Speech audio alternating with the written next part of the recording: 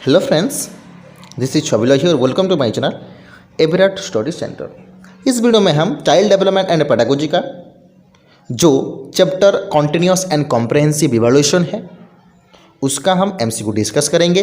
लेकिन उससे पहले हम 130 एमसीक्यू जो है डिस्कस कर चुके हैं, सिर्फ और सिर्फ कॉन्टिन्यूअस एंड कॉम्प्रहेंसिव इवैल्यूएशन का। तो ध्यान में रखिए, जो ये एमसीक्यू है सीसीई का जितने भी एमसीक्यू है 200 एमसीक्यू से ही आएगा। अगर क्वेश्चंस पूछेगा तो घुमा फिरा के क्वेश्चंस पूछेगा, ये अलग है, ठीक है।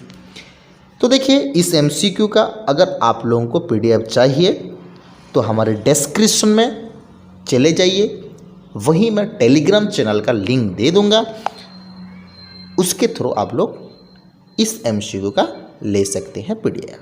क्लियर? चलिए, पहला क्वेश्चन देखिए। Simply redirects stressful thoughts to good things that are either occurring और हैव नॉट ऑक्यूर। देखिए, ऐसा एक तनावपूर्ण विचारों और उस विचारों जो विचार है वो गुड थिंग्स भी हो सकता है या वो बैड थिंग्स भी हो सकता है। समझ में आ गया? एक बच्चा, एक इंडिविजुअल, एक पर्सन क्या कर रहा है, एक चीज को अगर उसको स्ट्रेस दिया जाता है तो वो स्ट्रेस लेता नहीं है, उसको अगर खुश करने की कोशिश करते हैं तो वो खुश होता नहीं है। तो ये कौन से ये ऑप्शन जो देख पा रहे होंगे आप लोग, तो इसमें से कौन से ऑप्शन राइट होगा? चलिए देखिए, यहाँ पर सिंपल है कि वो जो कुछ हम करें वो उसका कोई रिएक्शन नहीं है, मतलब वो अच्छा है ना बुरा है ना कुछ, ऐसा नहीं है, ठीक है। तो इसको हम सिंपली बोल सकते हैं ये एक पॉजिटिव साइन है और इसका जो आंसर भी होगा पॉजिटिव रीअप्रेशल, ठीक है। सिंपल है, ठीक है, समझ में आ रहा है। चलिए नेक्स्ट क्वेश्चन की तरफ जाते हैं, बढ़ते हैं। When an individual redirects their emotional feeling about one situation to another less threatening one, it is called। एक जो जब कोई व्यक्ति अपने ही अपने भावना को एक स्थिति के बारे में, ठीक है, एक स्थिति के बारे में दूसरी स्थिति में पुनर्निर्देशित करता है, एक स्थिति के बारे में एक स्थिति को लेकर अलग स्थिति को वो जाता है, इसका मतलब। तो इसको हम क्या बोलेंगे? Simple displacement. क्या बोलेंगे? प्लेसमेंट को चेंज हो जाना, सिंपल इसको बोलते हैं डिस्प्लेसमेंट। पॉजिटिव तो होगा नहीं क्योंकि वो पॉजिटिव साइन नहीं है, ऐसा कोई पॉजिटिव साइन का बात नहीं चल रहा है, सिंपल। दूसरा क्या? ये डिस्प्लेसमेंट है। और जो रीप्रेजेंट, इसका कोई रीप्रेजेंट नहीं हो रहा है, ये प्रोड्यूस जैसे नहीं हो रहा है, समझ में आ रहा है ना। ये डिस्प्लेसमेंट हो रहा है, एक जगह पर है दूसरी जगह पर जा रहा है, तो इसका डिस्प्लेसमेंट हो रहा है। चलिए नेक्स्ट क्वेश्चन की तरफ जाते हैं। देखिए, सॉरी थोड़ा रुकिए। What is the important of cumulative record? अच्छा, कम्युलेटिव रिकॉर्ड का मतलब क्या है? सिंपल है कि जो कम्युलेटिव रिकॉर्ड होता है वो बच्चे की, इंडिविजुअल के, चाइल्ड के, स्टूडेंट्स की सब कुछ, इसका जो बिहेवियर है, एटीट्यूड है, इसके बारे में देखता है। तो यहाँ पर सिंपल है, यहाँ पर जो हो जाएगा option number 4, all of the above, इसका सब कुछ जो है राइट है। समझ में आ गया? सिंपल, ठीक है। चलिए नेक्स्ट क्वेश्चन की तरफ जाते हैं।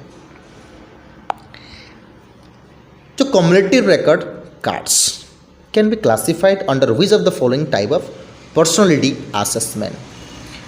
जो संचयी रिकॉर्ड कार्ड है, इनमें से जो निम्नलिखित में से किस प्रकार के व्यक्तित्व मूल्यांकन के अंतर्गत वर्गीकृत किया जा सकता है?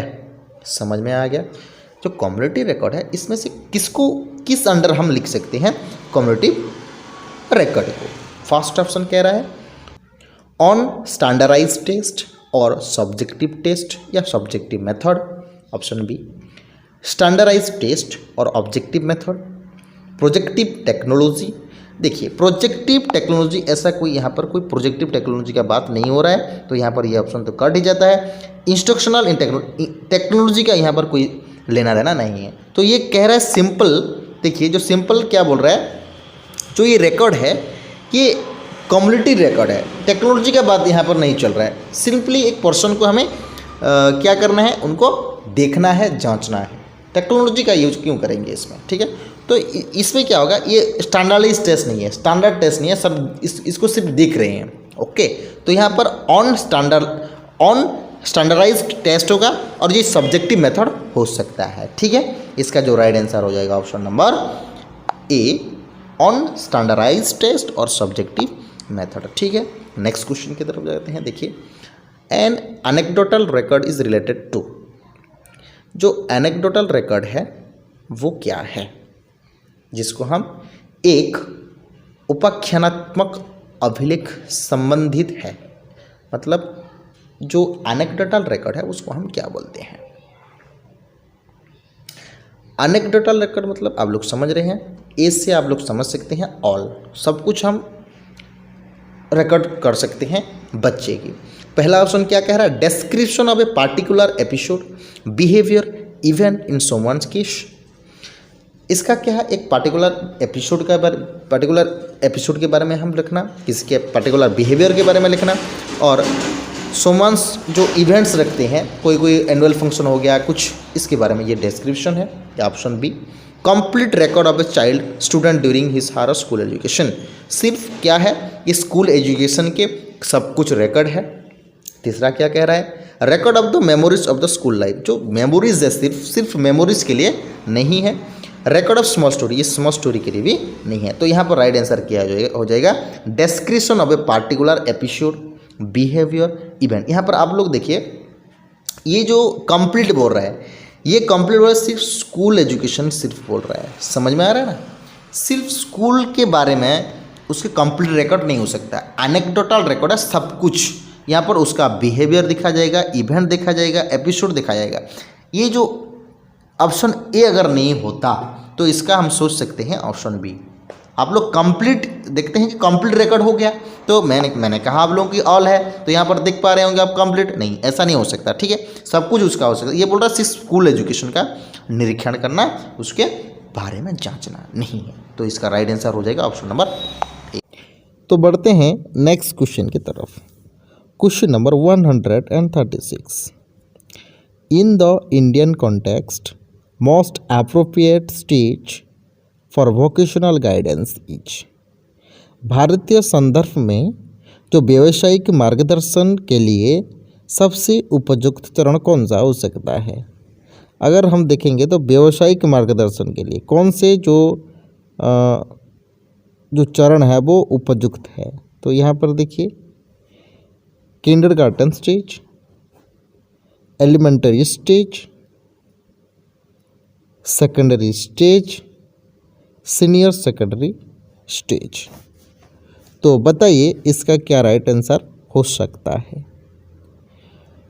तो चलिए इसका जो राइट आंसर हो जाएगा option number D, senior stage, senior secondary stage, ठीक है। नेक्स्ट क्वेश्चन की तरफ जाते हैं। In the context of group guidance, अगर ग्रुप गाइडेंस के हिसाब से देखेंगे, one of the most essential recruitment is, समूह मार्गदर्शन के संदर्भ में सबसे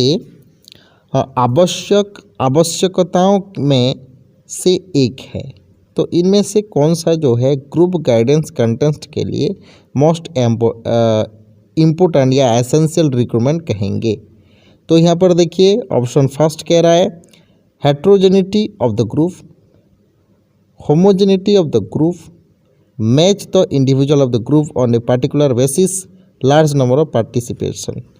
सिंपल सा आंसर देखिए, लार्ज नंबर ऑफ पार्टिसिपेशन। अगर लार्ज नंबर ऑफ पार्टिसिपेशन करेंगे तो ठीक है, चलेगा, इसमें कोई इतना बुरा बात नहीं है। ऑप्शन सी क्या कह रहा है, match the individual of the group on a particular basis, मतलब एक पार्टिकुलर बेसिस के लिए हम नहीं कर सकते, ये बोल रहा है ग्रुप गाइडेंस के लिए बोल रहा है, ठीक है। तो पार्टिकुलर बेसिस के लिए नहीं कर सकते। होमोजेनिटी नहीं कर सकते, क्यों? होमोजेनिटी मतलब सेम बच्चे सेम तरह के बच्चे करेंगे तो इसमें कोई मतलब किसी का डेवलप होने वाला नहीं है। तो यहाँ पर और एक बच्चा हमारे देखिए ऑप्शन नंबर ए जो है हेट्रोजेनिटी ऑफ द ग्रुप, मतलब जो ग्रुप है उस ग्रुप में अलग अलग तरह के अलग अलग मेंटालिटी अलग अलग क्रिएटिव ये बच्चे होना चाहिए। ठीक है, तो इसका जो राइट आंसर हो जाएगा ऑप्शन नंबर ए। ठीक है, तो चलते हैं नेक्स्ट क्वेश्चन की तरफ। Question number 140, what are the anecdotal record. Anecdotal record का मतलब क्या है या कौन सा हो सकता है? ऑप्शन ए पढ़िए, a story you tell your family about what happened in your class room today या दैट डे। ठीक है, मतलब तुम क्या कर रहे हो कि अपने क्लास में जो घटा था उसके बारे में अपने घर में अपने फैमिली को बता रहे हो, ये हो सकता है एनेक्डोटल रिकॉर्ड। ठीक है, चलिए ऑप्शन बी की तरफ जाते हैं। ए detail रिटिन narrative describing an incident involving one और सेवरल चिल्ड्रन, मतलब एक रिटिन नैरेटिव डिस्क्रिप्शन है। ठीक है, क्या है? रिटिन नैरेटिव डिस्क्राइबिंग है, मतलब क्या है कि वो लिख रहे हो, क्या लिख रहे हो कि जो इंसिडेंट हुआ था कहाँ पर, बहुत सारे बच्चे के बीच में जो इंसिडेंट हुआ था उसके बारे में तुम रिटिन डिस्क्रिप्शन दे रहे हो। ठीक है, कि a report that you write after reprimanding a student, की एक रिपोर्ट है, ऐसा एक रिपोर्ट जो लिख रहे हो कि एक ही स्टूडेंट के बारे में उसका रिप्रेंडिंग के विषय में तुम लिख रहे हो, या a report after a student take a cognitive test. इसका मतलब क्या है? देखिए ये कॉग्निटिव टेस्ट का मतलब तो ऐसा होगा नहीं है, कॉग्निटिव टेस्ट लेने से ऐसा कुछ एनेक्डोटल रिकॉर्ड होता नहीं है। तो यहाँ पर राइट आंसर हो जाएगा, देखिए सॉरी, इसका जो राइट आंसर हो जाएगा इसका राइट आंसर होगा about what happen in your classroom that today. नहीं, ये नहीं हो सकता। A detail written narrative describe the incident, yes, option जो बी होगा इसका राइट आंसर हो जाएगा। ठीक है, एक डिटेल रिटर्न कर रहे हो मतलब सब कुछ जो बहुत सारे बच्चे होते हैं उसके बारे में तुम सब लिख रहे हो। ठीक है, तो इसको बोलेंगे हम एनेक्डोटल रिकॉर्ड। एनेक्डोटल रिकॉर्ड मतलब ये हो जाता है हमारे सब कुछ रिकॉर्ड, मतलब ऑल रिकॉर्ड। ठीक है, क्या हो जाता है? All record, simple. ठीक है, चलिए नेक्स्ट क्वेश्चन की तरफ जाते हैं। Recent scheme of evaluation outlined by CBSE, simple सा आंसर है कॉन्टिन्यूस एंड कॉम्प्रहेंसिव इवैल्यूएशन। ठीक है, क्या है? Continuous and comprehensive evaluation. ठीक है, तो चलिए नेक्स्ट क्वेश्चन की तरफ जाते हैं। लेकिन उससे पहले एक यहाँ पर देखिए, जो कॉन्टिन्यूस कॉम्प्रहेंसिव इवैल्यूएशन है ये formative assessment and summative assessment करता है। ठीक है, ये ध्यान में रखिए। Next question, which one of the following is the most effective method for the success of continuous and comprehensive evaluation, मतलब कॉन्टिन्यूस एंड कॉम्प्रहेंसिव इवैल्यूएशन का, या जिसको हम बोलते हैं सतत और व्यापक और मूल्यांकन के सफलता के लिए कौन से हम एक प्रभावी तरीका अपना सकते हैं? तो बताइए इसका राइट आंसर क्या होगा? Conducting assessment at the beginning of and end of the session. अगर हम क्या करेंगे कि असेसमेंट सिर्फ लेते रहेंगे तभी जाकर ये continuous and comprehensive evaluation successful होगा, या using a variety of ways to assess children over a period of time giving written test। so देखिए, using a variety of ways to assess children over a period of time, मतलब बहुत सारे हम क्या करेंगे मतलब जो चिल्ड्रन है उसके बारे में हम पता करेंगे, वो हो सकता है, या गिविंग रिटिन टेस्ट लेने से होगा, ऐसा नहीं होने वाला है। Having only multiple choice questions in test, तो यहाँ पर देखिए जो राइट आंसर हो जाएगा using variety ways to assess children over a period. ठीक है, इसका जो राइट आंसर हो जाएगा यहाँ पर जो सिर्फ असेसमेंट लेने से कुछ नहीं होने वाला है। ध्यान में रखिए, असेसमेंट शीट ले जाएंगे एक स्टूडेंट्स का, तो ये कुछ होने वाला नहीं है, ठीक है। तो ये बोल रहा है कि कॉन्टिन्यूस कॉम्प्रिहेंसिव इवैल्यूएशन, मतलब ये एनेक्डोटल रिकॉर्ड भी रखता है और उसके जो परफॉर्मेंस रिटन टेस्ट वाला रिकॉर्ड जो लेता है और उसके बारे में भी देखता है। तो यहाँ पर हम देखेंगे तो सब कुछ हम इसका डेवलप कराने के लिए ये रहता है कॉन्टिन्यूस एंड कॉम्प्रिहेंसिव इवैल्यूएशन, ठीक है, समझ में आ रहा है। तो इसका जो राइट आंसर हो जाएगा option number B, using variety ways to assess children over a period of time, ठीक है। नेक्स्ट क्वेश्चन की तरफ जाते हैं। Question number 147, CCE provides feedback to, अरे फीडबैक किसको देगा, ये ऑब्वियसली चिल्ड्रन को ही फीडबैक देगा, ठीक है। नेक्स्ट क्वेश्चन की तरफ जाते हैं।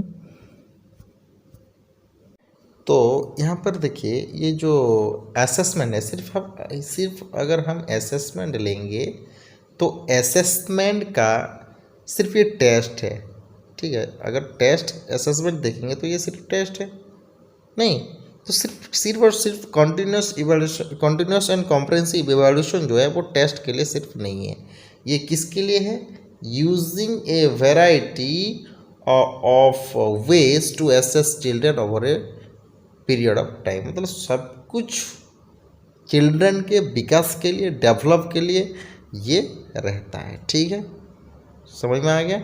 और यहाँ पर देखिए चिल्ड्रन पीरियडिकली रिटन टेस्ट करेंगे सिर्फ, हो गया, इसमें से कुछ नहीं होने वाला है, ठीक है। सिर्फ रिटन टेस्ट करेंगे तो कैसे कुछ होने वाला है, नहीं, ऐसा कुछ नहीं होता, ध्यान में रखिए। तो इसका राइट आंसर क्या हो जाएगा, option number B, using variety ways. चलिए नेक्स्ट क्वेश्चन की तरफ जाते हैं। CCE प्रोवाइड्स फीडबैक टू, यहाँ पर देखिए, ध्यान से देखिए, यहाँ पर इसका जो राइट आंसर हो जाएगा ऑल ऑफ द एबव हो जाएगा। क्यों ऑल ऑफ द एबव हो जाएगा, देखिए ऑल ऑफ द एबव क्यों हो जाएगा, क्योंकि ये जो फीडबैक है किसको देता है, चिल्ड्रन को भी देता है, पेरेंट्स को भी देता है और टीचर को भी देता है। अगर कहता है कि ये जो CCE है किसके लिए है, तो यहाँ पर किसको डेवलप कराने के लिए CCE है, तो यहाँ पर राइट आंसर हो जाता है चिल्ड्रन, ठीक है, या चाइल्ड हो सकता है, ठीक है। नेक्स्ट क्वेश्चन के तरफ जाते हैं। Which of the following statement is incorrect about the continuous and comprehensive evaluation, ठीक है। ऑप्शन ए क्या कह रहा है कि it is school based evaluation, जी ये तो स्कूल के लिए ही है, चलिए। It include odd aspect of students, ठीक है, ये भी राइट है। Diagnostic evaluation is not include in it, मतलब डायग्नोस्टिक टेस्ट इवैल्यूएशन जो होता है वो यहाँ पर इंक्लूड नहीं किया जाता। इसका मतलब डायग्नोस्टिक टेस्ट मतलब जो टीचर क्या करेंगे, टीचर अपना टेस्ट लेंगे और उस टेस्ट के दौरान उन बच्चे के जो प्रॉब्लम है उसको सॉल्व करते हैं, इसको बोलते हैं डायग्नोस्टिक टेस्ट। ये नहीं होता, या both formal and informal technique are use for it, yes ये तो किया जाता है। तो यहाँ पर सटीक जो हमें देखेंगे तो ऑप्शन नंबर ए ये भी हो जाता है हमारा राइट आंसर, सॉरी ये मतलब राइट आंसर मतलब CCE का एक पार्ट है, और all aspects of students development ये भी होता है, लेकिन ये जो है ये नहीं होता, मतलब कि डायग्नोस्टिक इवैल्यूएशन यहाँ पर होता है, ये बोल रहा है नहीं होता है, तो ये राइट आंसर हो जाएगा इसका, ठीक है। चलिए नेक्स्ट क्वेश्चन की तरफ जाते हैं। Which of the following is the basis nature of continuous comprehensive evaluation assessment, तो इसमें से हम देखेंगे तो कॉन्टिन्यूस कॉम्प्रिहेंसिव असेसमेंट का कौन सा ये जो है नेचर है, इसके बारे में हम देखेंगे। टू डिक्लेयर पास और फेल, ना ऐसे नहीं हो सकता, सिर्फ पास और फेल के लिए कॉन्टिन्यूस एंड कॉम्प्रिहेंसिव इवैल्यूएशन नहीं है, ठीक है। तो इसका क्या जवाब होगा, इसका जवाब हो जाएगा टू फैसिलिटेट स्टूडेंट्स प्रोग्रेस, ठीक है, इसका राइट आंसर आ जाएगा टू फैसिलिटेट स्टूडेंट्स प्रोग्रेस, ठीक है। चलिए नेक्स्ट क्वेश्चन की तरफ जाते हैं। Which one of the following is a monthly review exercise to monitor unit test on regular basis at our state level, राज्य स्तर पर नियमित आधार पर यूनिट परीक्षण की निगरानी के लिए निम्नलिखित में से कौन सा मासिक समीक्षा अभ्यास है। देखिए साहज, समाधान, उन्मेष, समीक्षा, इसका जो राइट आंसर हो जाएगा समीक्षा। ठीक है, करेक्ट आंसर हो जाएगा इसका समीक्षा। तो फ्रेंड्स ये था हमारे 150 तक जो हम स्टार्ट किए, 131 से लेकर 150 तक। ये था हमारे most important questions, most important MCQ about continuous and comprehensive evaluation. ठीक है, चलिए तो